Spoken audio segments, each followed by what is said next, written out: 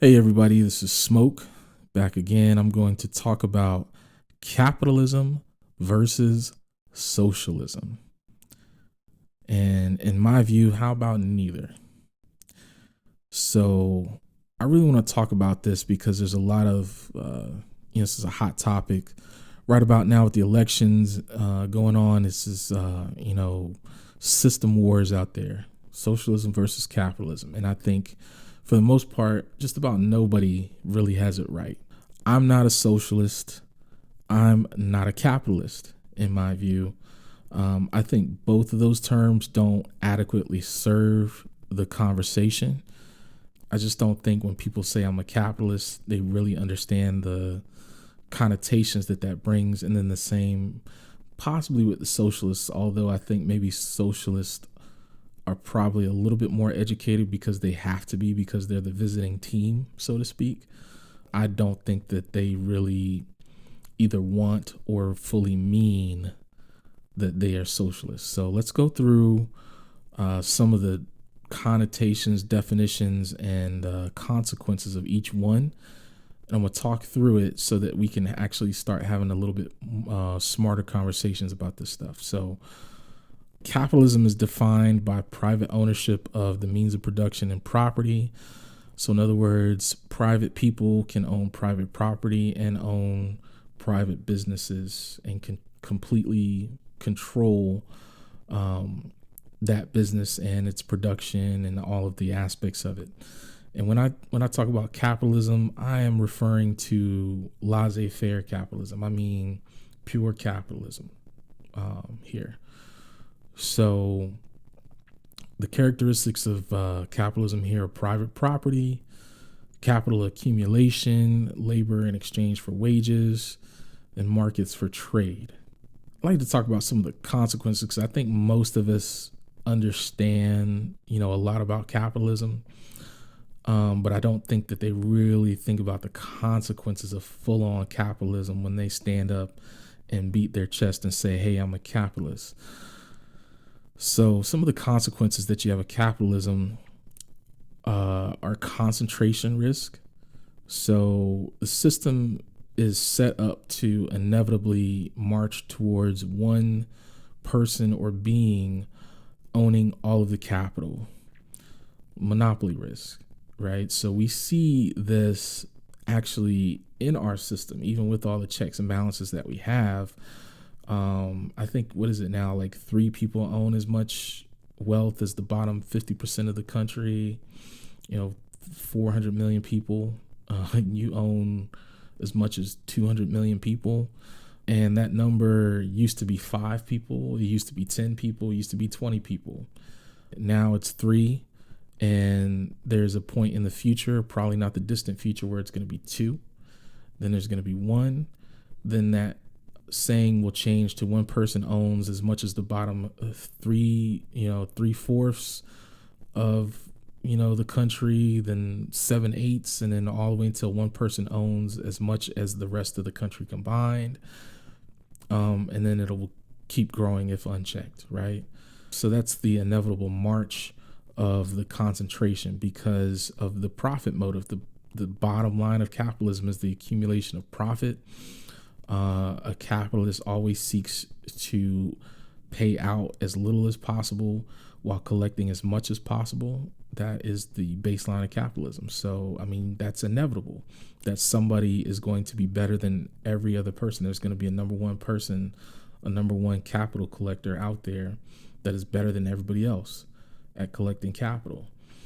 You're going to have exploitation, theft, human rights abuse, and slavery, especially slavery as a consequence of capitalism, which we've already seen. Because what's the best way to be a capitalist is, to pay out as little as possible, and as little as possible is 0. So, of course, slavery is like the ultimate expression of capitalism because you don't have to pay out anything and you get to collect all the fruits of the labor. Corruption. So you're going to have a lack of checks and balances due to power imbalance. So as capitalists accumulate more and more power and wealth and capital, they're going to wield that power in order to set themselves up for even further gains. They're going to make investments, not just in the means of production, but political investment, which have a great return on capital number. It's probably one of the best investments that a capitalist can make is to corrupt, the centers of power towards themselves, which has happened and is happening. You're going to have market failures. So if the motive and the bottom line goal of a capitalist is the accumulation of profit, that is going to be the underlying goal for every market that is served. So different markets and different industries have different, they're different. They serve different goals. They solve different problems in different ways, and they are all different. But the underlying of them all is the accumulation of profit by the capitalists that serve them. That's going to lead to market failures because in some markets, a profit motive is just incompatible with that market. For example, healthcare, where again, the capitalist goal is to put out as little as possible while collecting as much as possible. That is incompatible with healthcare. For example, you have scientific research, which can be capital intensive, and the payoff is unpredictable. So you have different areas where it's just incompatible.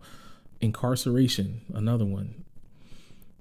That's a horrible place to have a profit motive, and you're going to lead to market failures with that. So fragmentation. So different owners, they're going to set up rules to block out competition and set up competitive advantages for themselves in order to gain further profit. So think of Apple, for example. Apple has a tremendous amount of vertical integration, and it has its own ecosystem. And this is not like a knock on Apple. I'm glad that they do that stuff. I'm just saying that this is, an inevitable consequence of capitalism, is that you're going to have this fragmentation. Tesla, if you want to take advantage of their supercharger network, you need to have a Tesla. Like, you can't plug a Chevy Bolt into a Tesla supercharger. And again, not a knock on Tesla. I know they open up their patents to everybody and everything like that, and they're totally willing to do business with other people.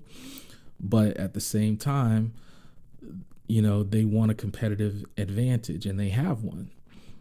I think inevitably that will lead to lack of choice, which is another consequence of capitalism, which sounds kind of weird, right? But once you have a winner in the capitalist wars, right?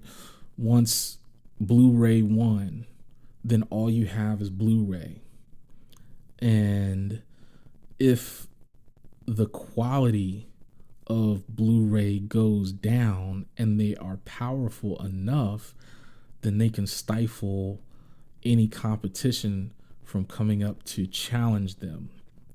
Walmart, for example, it didn't work for them because Amazon came along, but the point is, they came into all these towns, they had, 24-hour stores and, all this stuff, and people just started shopping at Walmart because it's cheaper and it just makes the most sense.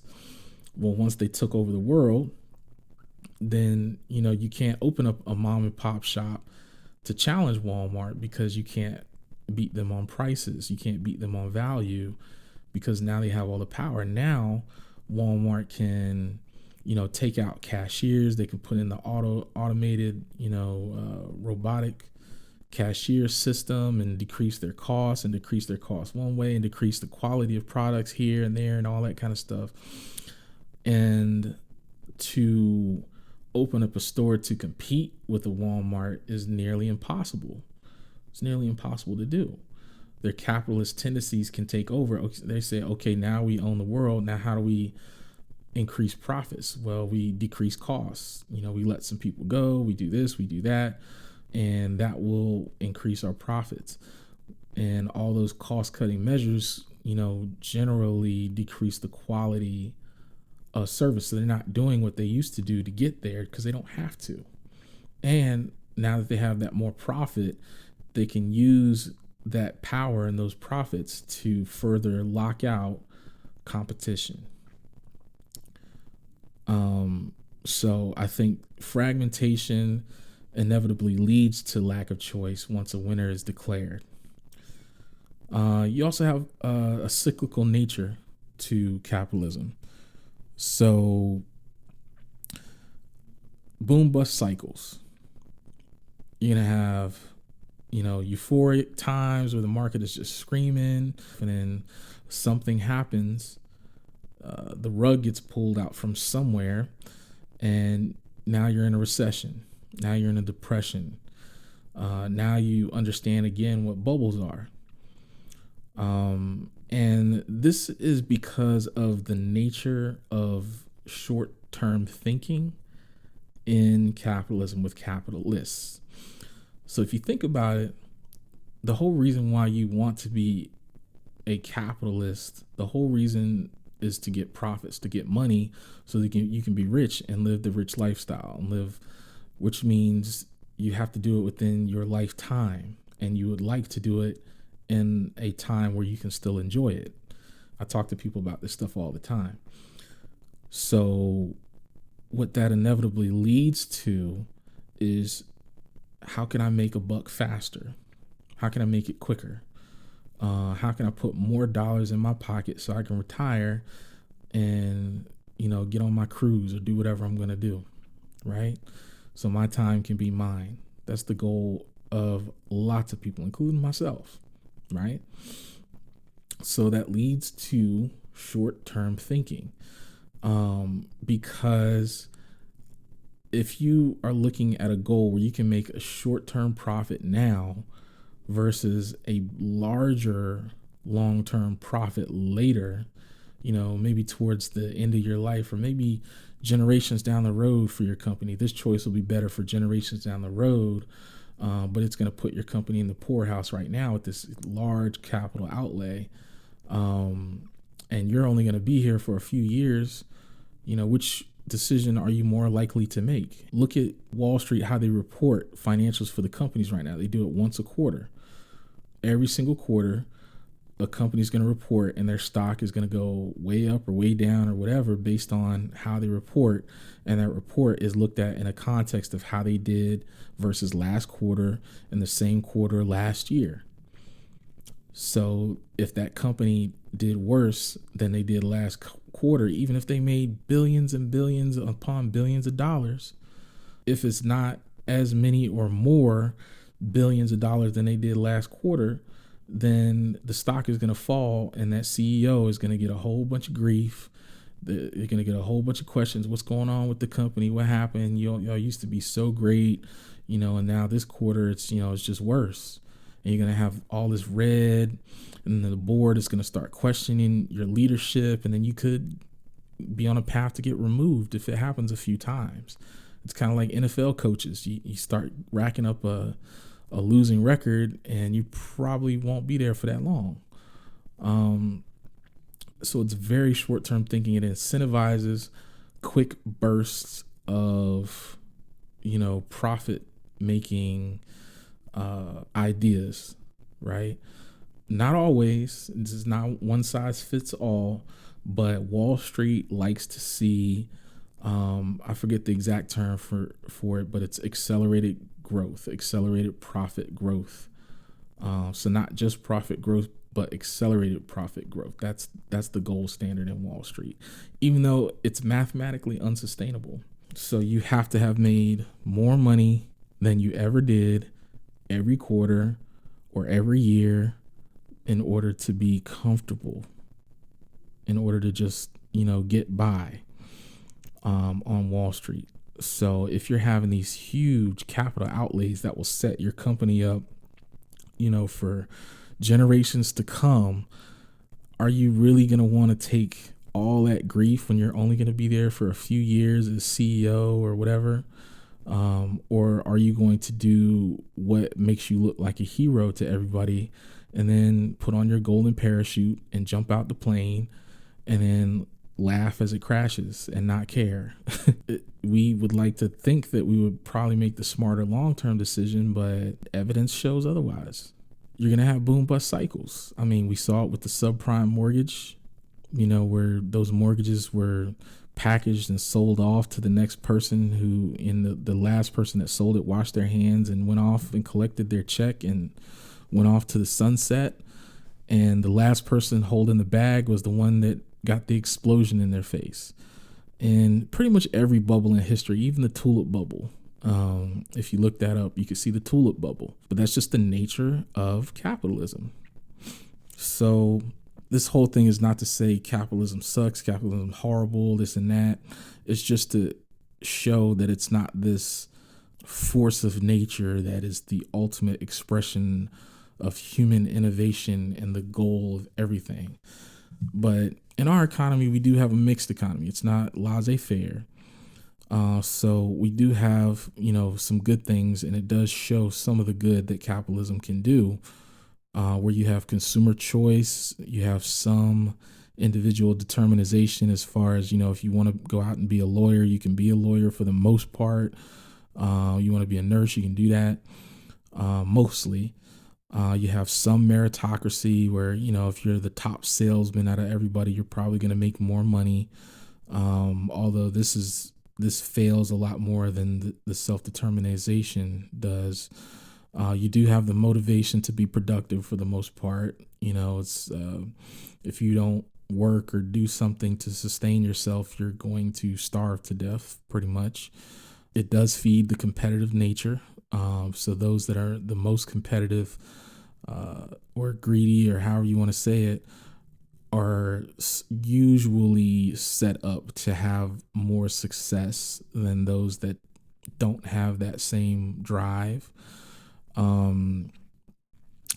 Innovation is not being stifled for the most part because we do have anti-monopoly, laws and stuff like that set up. So there's a lot of good that does come out of capitalism, and some of that is questionable, like the motivation piece, but there are some redeeming qualities based on that are allowed to shine through, since we did put some checks on capitalism. Now let's talk about socialism a little bit. Socialism is defined by the social, public, or state ownership of the means of production. So some characteristics are you're going to have nationalization of key industries or all industries, whichever one. You're going to have wealth redistribution via tax and spend policies of the centralized government. You're going to have public ownership of corporations. You're going to have centrally planned allocation of resources, and you're going to have the amount of individual contribution determining the amount received back for the most part. That's the goals of it. Now, again, I don't live in a mostly socialist society, so I could be off on some of this, but that's basically either the goals of it or what it is. And you have different types of socialism. So you have like democratic socialism, which from the definition I found was free market consumer goods, but centralized common goods like mass transit, energy, housing, stuff like that. Revolutionary socialism, where it's basically pull out your guns and take down capitalism by force, and basically end up with a system where workers, all production is owned by workers and managed through central planning. Libertarian socialism, which I found to be kind of like an oxymoron, sounds kind of dumb, but from what it said, you've got lots of assumptions in there where people are rational, people are autonomous, and people are self-determining. And once capitalism is gone, people will naturally seek socialism. This is the kind of stupidity that I see a lot with libertarianism, is all these assumptions about what people will do and all this junk. But you have that. You've got market socialism, where worker-owned production, where they decide how to distribute their production amongst themselves and then sell the excess production to the free market or let the government distribute it. Not sure I really understood that one, but green socialism, which is more of an emphasis on natural preservation of natural resources, public ownership of large corporations, leaning towards public transit, locally sourced food, stuff like that. Basically, environmental socialism. Christian socialism, which, if you don't know, I hate to burst your bubble, but the Bible is pretty socialist. Utopian socialism, which was kind of like I don't even know why I even put that in there. It's mostly some sort of a vision more so than a plan. And then Fabian socialism, which was a 1900s British plan that advocated for gradual changes through elections and laws over time, which it sounds like a lot of the centrists kind of pay lip service to nowadays. But yeah. So consequences of pure socialism, from what I can see, are lack of motivation, which a lot of conservatives have made plenty of videos on exploiting, which can lead to many different problems like lack of innovation, lack of responsibility, coattail riding, which you would think of a restaurant where all tips are shared between all of the wait staff. It relies a lot on some human nature assumptions like human cooperative nature, and it doesn't really speak to, or it kind of ignores, human competitiveness and greed. You've got high centralized power, which means that it's going to be vulnerable to corruption and abuse of power. Here's my take. I see the U.S. system already as a mixed system that kind of leans towards capitalism on the continuum. So you've got capitalism on one side and you've got socialism on the other side. And I think it leans towards capitalism, but it's still closer to the center. And I think that we have many, many socialist institutions here that are socialist for good reason. I think that they tried to be capitalist with a lot of them, and then they learned hard lessons as to why they shouldn't be capitalist. Like the fire department, for example, didn't used to be government run. It used to be capitalist. Now it's fully socialist. The military is actually a fascist organization, honestly, but it's actually a socialist institution. It's fascist internally, but it's a socialist institution. It's controlled by the central government, and that's who controls it. And through that central government, the people control it, right? So another example is scientific research. It's heavily government funded, and it's for a good reason, because there's no immediate expected return on investment. You can't rely on it to constantly turn over return. But the payoff is massive. You just don't know when that payoff is going to happen or if it's going to happen. So it has to be government funded.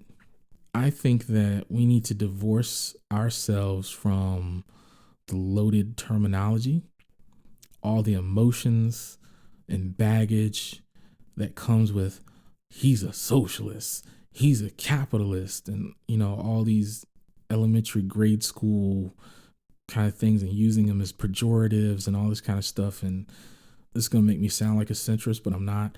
Hate for billionaires personally, or accusing lefties of hating billionaires, because they don't hate billionaires for the most part. I mean, maybe some do. They need to grow up. But in general, lefties don't hate billionaires. They hate the system that allows billionaires to exist while people are starving on the streets, and telling people don't call an ambulance because it's too expensive.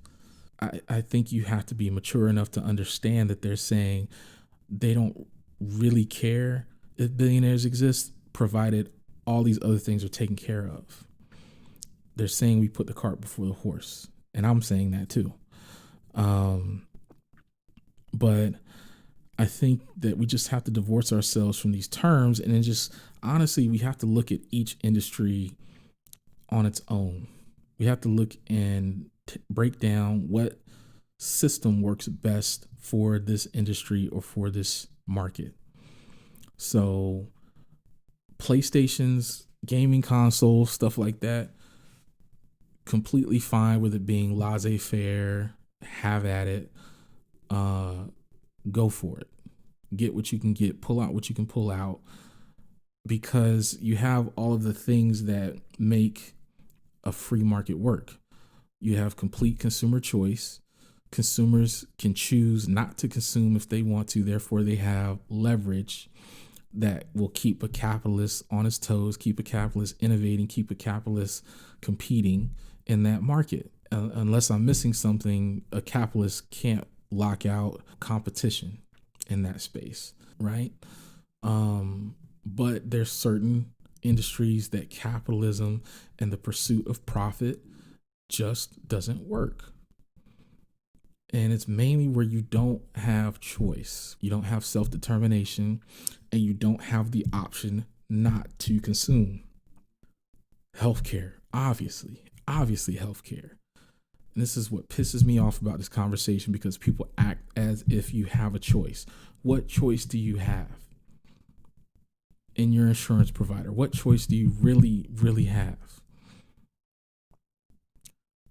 If you work for a company, you're going to get what that company gives you as far as healthcare.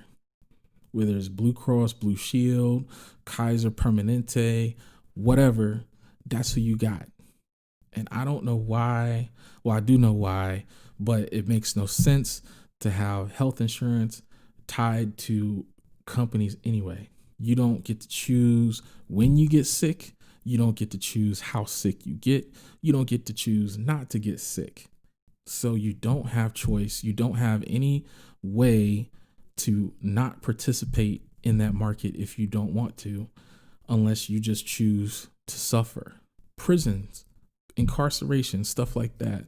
Another place where you don't have the ability to check capitalists, because capitalism only functions when, as a free market, when both sides of the market are equal, when both sides have leverage. So the healthcare industry is a massive one. Prison system is another one. In my opinion, higher education. In my opinion, also internet. And this kind of gets into a little bit different of a conversation, which I might make another video on. But what rights are we going to guarantee as a country, as the wealthiest, richest country, most powerful country the world has ever seen, that we love to tout? We're so great, we're so this, we're so that. Then we need to act like it. We can't be rich in one breath, the richest country in one breath, and then in the next breath talk about how broke we are, how we can't pay for this and that. Which one are you? Which one are we going to be? Are we going to be rich or are we going to be poor? And if we're poor, then we have no standing to want to keep billionaires and all this stuff here anyway, because they're not doing us any good. Why do you want billionaires and millionaires here, and they're not doing anything for the country to make it better? Because we're poor. We're poor. But anyway, that's really a whole separate conversation. I was just going to say that I think internet should be guaranteed via the government, via public Wi-Fi, stuff like that, because we're supposedly the richest country in the world. So we should be able to do stuff like that, right? I'm going to just save all that for another video, honestly, because I know I'm going to get all the hate about we can't afford that, all that bullshit. So maybe, because I think people have no idea how money works. Being a sovereign country that has its own fiat currency. I think they think that, money works just like it does in their personal checking account, versus having a fiat currency, having control over that said currency, and what that means, what the meaning of value is in a national context. I think save that for another video. This one's already long enough. But if you disagree, please tell me why the wealthiest, most powerful country in the history of the world can't provide its own health and its own education to its own citizens. How do you square that circle? I'd like to know.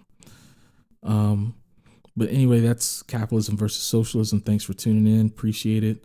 I know these videos are a little long, but like I said, I got a lot to say. And I haven't really figured out how to distill it down to a 10-minute talk yet. And if you don't like it, so what? I don't care. So talk to you guys soon. Later.